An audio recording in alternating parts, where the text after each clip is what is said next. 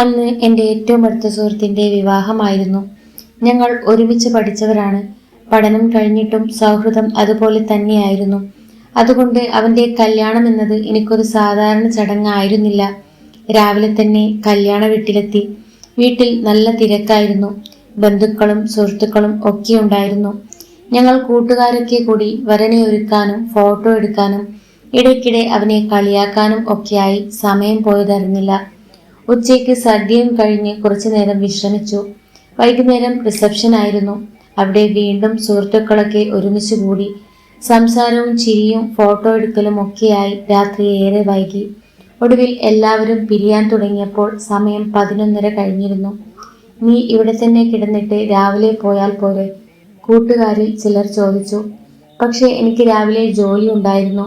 ഇല്ല, ഞാൻ വീട്ടിൽ പോയേക്കാം, 1 മണിക്കൂർ കൊണ്ടെത്തും എന്ന് പറഞ്ഞ് ഞാൻ ബൈക്ക് എടുത്തു. കല്യാണ വീട്ടിലെ ആൾക്കൂട്ടവും ലൈറ്റുകളും പിന്നിലായി. പ്രധാന റോഡിലെത്തിയപ്പോൾ വാഹനങ്ങൾ കുറവായിരുന്നു. അപ്പോഴേക്കും സമയം 12:30 കഴിഞ്ഞിരുന്നു. പകൽ മുഴുവൻ ആഘോഷത്തിന്റെ ശബ്ദത്തിനിടയിൽ കഴിഞ്ഞത് കൊണ്ടാകാം റോഡിലെ ആ നിശബ്ദത പെട്ടെന്ന് ശ്രദ്ധയിൽപ്പെട്ടു. കുറച്ചു ദൂരം കഴിഞ്ഞപ്പോൾ മഴയുടെ മണം തോന്നി. പക്ഷേ മഴ പെയ്തില്ല. വീട്ടിലേക്കുള്ള അവസാന കുറച്ച് കിലോമീറ്റർ കുറച്ച് വിജനമായ റോഡിലൂടെയാണ്. ആ വഴി എനിക്ക് നന്നായി അറിയാം. അതുകൊണ്ട് പ്രത്യേകിച്ച് പേടിയൊന്നും തോന്നിയില്ല. ഏകദേശം 1:30 ഞാൻ വീട്ടിലെത്തി. ഗേറ്റ് തുറന്ന് ബൈക്ക് അകത്തേക്ക് കയറ്റി. വീട്ടിലുള്ള എല്ലാവരും ഉറങ്ങിക്കഴിഞ്ഞിരുന്നു. ഞാൻ പതുക്കെ അകത്ത് കയറി വസ്ത്രം മാറി കുളിച്ച് മുറിയിലേക്ക് പോയി. കല്യാണത്തിന്റെ ക്ഷീണം ഉണ്ടായിരുന്നെങ്കിലും അന്ന് എനിക്ക് പെട്ടെന്ന് ഉറക്കം വന്നില്ല. മുറിയിൽ നല്ല ചൂടായിരുന്നു.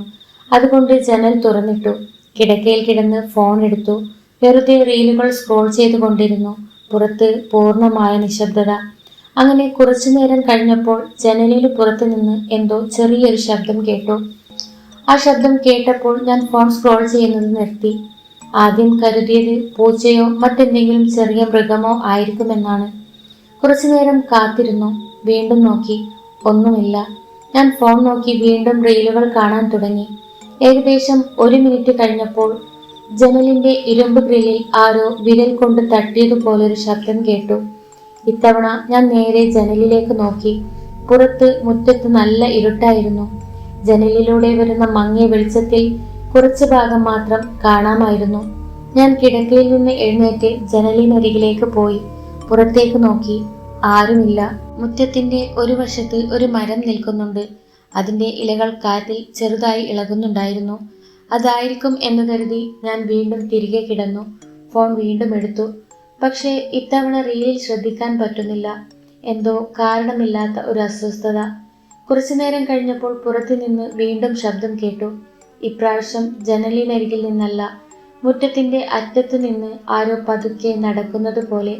ചെറിയ കല്ലുകളിൽ കാല് പതിക്കുന്ന ശബ്ദം. ഞാൻ ഫോൺ താഴെ വെച്ചു. ശബ്ദം പതുക്കെ ജനലിന്റെ ഭാഗത്തേക്ക് അടുത്തു വരുന്നത് പോലെ തോന്നി. ഞാൻ അനങ്ങാതെ കിടന്നു. പിന്നെ ശബ്ദം നിന്നു. ജനലിന് പുറത്തേക്ക് നോക്കാൻ പോലും എനിക്ക് പേടിയായി. കുറച്ച് സെക്കൻഡ് കഴിഞ്ഞു. അപ്പോഴാണ് ജനലിൽ പുറത്തുകൂടി ഒരാളുടെ നിഴൽ പതുക്കെ കടന്നു പോയത്. ഞാൻ പെട്ടെന്ന് എഴുന്നേറ്റു. ആ നിഴൽ വീണ്ടും കാണാനായി ജനലിലേക്ക് നോക്കി. പുറത്ത് ആരുമില്ല. പക്ഷേ മുറ്റത്തിന്റെ അറ്റത്ത് ആരോ നിൽക്കുന്നത് പോലെ ഒരു കറുത്ത രൂപം വ്യക്തമായി കാണാമായിരുന്നു. മുറ്റത്തിന്റെ അറ്റത്ത് ആ രൂപം അനങ്ങാതെ നിൽക്കുകയായിരുന്നു. ആദ്യം അതൊരു മനുഷ്യനാണെന്ന് പോലും ഉറപ്പില്ലായിരുന്നു. ഇരുട്ടിൽ ഒരു മരത്തിന്റെ നിഴലായിരിക്കാം എന്ന് കരുതി. ഞാൻ കുറച്ചു നേരം അതിനെ തന്നെ നോക്കി നിന്നു. അപ്പോഴാണ് ആ രൂപം പതുക്കെ തല തിരിച്ചത്.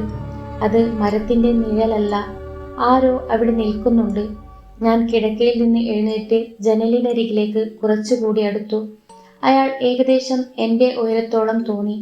മുഖം വ്യക്തമായി കാണാൻ പറ്റുന്നില്ല. ആരവിടെ? ഞാൻ ഉറക്കെ ചോദിച്ചു. മറുപടിയൊന്നും ഉണ്ടായില്ല. ഞാൻ വീണ്ടും ചോദിച്ചു, ആരാ? അപ്പോഴാണ് ആ രൂപം ഒരു പടി മുന്നോട്ട് വന്നത്. എൻ്റെ മുറിയുടെ ജനലിലൂടെ വരുന്ന വെളിച്ചം മുറ്റത്തേക്ക് കുറച്ചുകൂടി വീണു.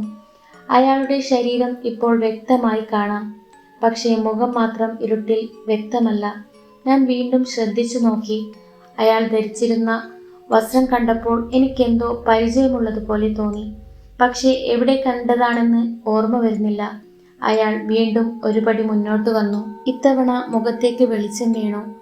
ആ മുഖം കണ്ട നിമിഷം എൻ്റെ ശരീരം ഒന്ന് മരവിച്ചു പോയി. അതൊരു അപരിചിതന്റെ മുഖമല്ലായിരുന്നു. അന്ന് വൈകുന്നേരം വരെ ഞാൻ കണ്ടുകൊണ്ടിരുന്ന ഒരു മുഖമായിരുന്നു. എൻ്റെ സുഹൃത്തിൻ്റെ വിവാഹത്തിന് വന്നിരുന്ന ഒരാളുടെ മുഖം. പക്ഷേ അതിലും വലിയ പ്രശ്നം മറ്റൊന്നായിരുന്നു. ഞാൻ അയാളെ അന്ന് രാത്രി കല്യാണ വീട്ടിൽ നിന്ന് പോകുന്നത് കണ്ടിരുന്നു. അയാൾ എൻ്റെ മുന്നിലൂടെ കാറിൽ കയറി പോയതാണ്. ഞാൻ ജനലിനരികിൽ നിന്ന് കണ്ണെടുക്കാതെ നോക്കി നിന്നു. മുറ്റത്ത് നിന്നിരുന്ന ആൾ പെട്ടെന്ന് തല ഉയർത്തി നേരെ എൻ്റെ ജനലിലേക്ക് നോക്കി. ആ നോട്ടം കണ്ടതോടെ ഞാൻ ജനലിൽ നിന്ന് പിന്നിലേക്ക് മാറി. കുറച്ച് സെക്കൻഡ് കഴിഞ്ഞ് വീണ്ടും നോക്കിയപ്പോൾ മുറ്റത്ത് ആരുമില്ല. ഞാൻ ജനലടച്ചു. അന്ന് രാത്രി പിന്നെ ഉറങ്ങാൻ പോലും പറ്റിയില്ല. രാവിലെ എഴുന്നേറ്റപ്പോൾ ആദ്യം ചെയ്തത് മുറ്റത്തേക്ക് നോക്കുകയായിരുന്നു. അവിടെ ഒന്നും അസാധാരണമായി ഞാൻ കണ്ടില്ല. ഗേറ്റ് അടഞ്ഞു തന്നെ കിടക്കുന്നു. മുറ്റത്ത് ആരെങ്കിലും വന്നതിൻ്റെ അടയാളമൊന്നുമില്ല. രാത്രിയിൽ ഞാൻ കണ്ട ആ രൂപം, അത് ശരിക്കും ഒരു മനുഷ്യനായിരുന്നോ? അതോ ഇരുട്ടിൽ എന്തോ കണ്ടിട്ട് എൻ്റെ മനസ്സതിനെ ഒരു മനുഷ്യൻ്റെ രൂപമായി തോന്നിച്ചതാണോ? എനിക്ക് തന്നെ ഉറപ്പില്ല. പക്ഷേ ഒരു കാര്യം മാത്രം ഇപ്പോഴും എനിക്ക് മനസ്സിലാകുന്നില്ല. കല്യാണ വീട്ടിൽ ഞാൻ കണ്ട അതേ മനുഷ്യനെ ആ രാത്രി എൻ്റെ വീടിൻ്റെ മുറ്റത്ത് ഞാൻ എങ്ങനെയാണ് കണ്ടത്? അയാൾ അവിടെ വന്നതാണെങ്കിൽ ഞാൻ ഗേറ്റ് തുറന്നതോ അടച്ചതോ കേട്ടിട്ടില്ല. ആരായിരുന്നെങ്കിലും എവിടെ നിന്നാണ് വന്നതെന്നും എവിടേക്കാണ് പോയതെന്നും അറിയില്ല. ഇന്നും ആ രാത്രിയെക്കുറിച്ച് ഓർക്കുമ്പോൾ എനിക്ക് ഒരു ഉത്തരമേ ഉള്ളൂ. ഞാൻ കണ്ടത് എന്താണെന്ന് എനിക്കിന്നും അറിയില്ല. ഹായ് ഫ്രണ്ട്സ്, ഇതുപോലുള്ള ഹൊറർ സ്റ്റോറീസ് ഇഷ്ടമാണെങ്കിൽ സബ്സ്ക്രൈബ് ചെയ്യാനും ലൈക്ക് ചെയ്യാനും കമൻറ്റ് ചെയ്യാനും മറക്കരുത്.